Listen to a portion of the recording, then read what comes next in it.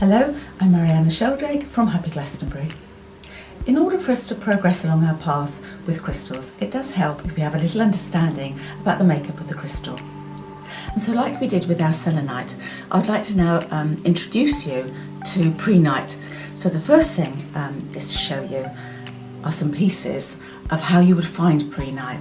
It doesn't all come the same, so you'll find it in very different forms. When we first unwrapped our first box of zeolites and came across Prehnite, it was 35 years ago, so quite some time ago, and people weren't using Prehnite in those days for healing. And the group of women that I was working with had shown me how to work with labradorite and selenite and many other crystals, but we hadn't come across Prehnite. And as we unpacked our box of zeolites, which are a mixture of minerals that come from the lava flow in several places. We get ours from Pune in India, you can get it from Canada, and there's one or two other places around the globe it comes from. But it's formed in the lava flow, and as the lava cools and there's little tiny pockets, a little bit of water is trapped and minerals seem to seep through over time, and life starts all over again. And it's in these pockets that form these little kind of geodes or groups of minerals. So the back of the mineral will always look a bit like this, which is the lava. And then these beautiful formations grow. And so within the zeolites, although Prehnite is not a zeolite geologically, and I'm no geologist, but you will get within that group, in the same sort of area, you will find stilbites and hulenites and other minerals that come under the heading zeolites.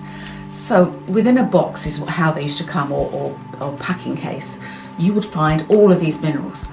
And the most exciting we ever got was when we found a piece of the Prehnite. And the Prehnite comes either like this, as a sort of like a cubic looking piece, quite big in places, right down to, let me just stand that there, right down to these type of pieces, which are sort of narrow tubular. They seem to roll up on themselves.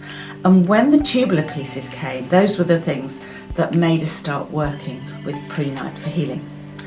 I haven't seen any on the market recently. I tried to get some for the online course, and I will keep looking. But if you find some, grab them. They are tubular, about the size of your finger, and on the outside forms strange little clusters of sort of square, cubic kind of formations. And when you unpack them fresh, and they've come straight from Pune in India, they're usually wrapped in Indian newspapers, so it's quite fascinating to unwrap these little bundles tightly squeezed together. And then you tap them, and out of the centre of these little tubes come a mineral, which is like a flaky white mineral. But also within that piece of newspaper you find granular dark grey black pieces. And my geologist friend told me that when the Prehnite is found, you often find it within this sort of grey granular mass, and you sort of shake it out, and there is the Prehnite, and it comes out translucent in colour. It's a beautiful colour, Prehnite. There's just something really heavenly and sort of minty and healing about it, just looking at it. And it comes in a variety of colours, so you will get it from, this is probably my favourite for working with healing, this sort of beautiful, it's a kind of a blue-green we're going into here.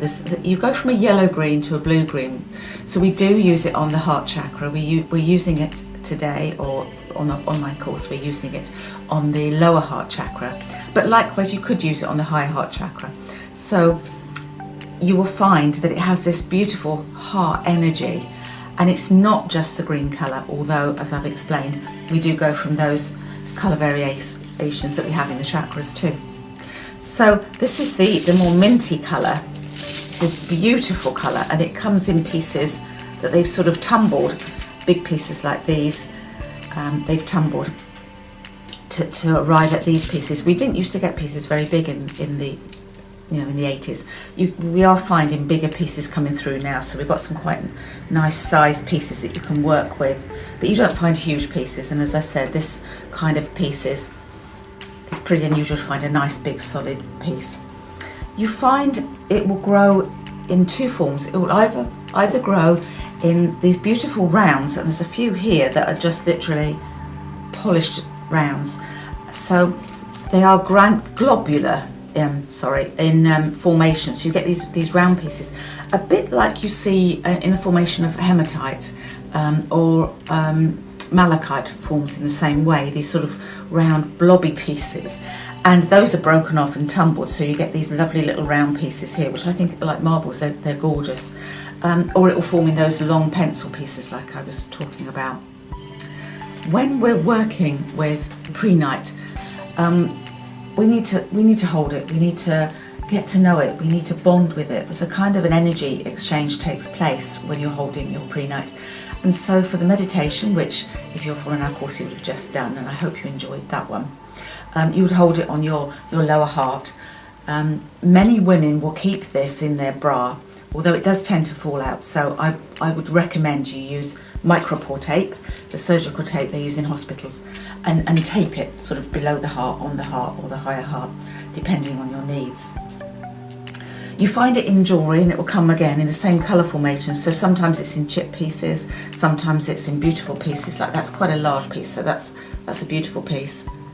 And there's various minerals trapped inside, so I think it's more interesting if you've got some of the beautiful dark minerals trapped inside the epiderm, or the other ones that you find in prehnite. And you will also find it in jewellery. They will mix it with other beautiful semi-precious gems, so mixed with amethyst is beautiful because of course you've got the opposite colour on the colour wheel, so those two go together really well.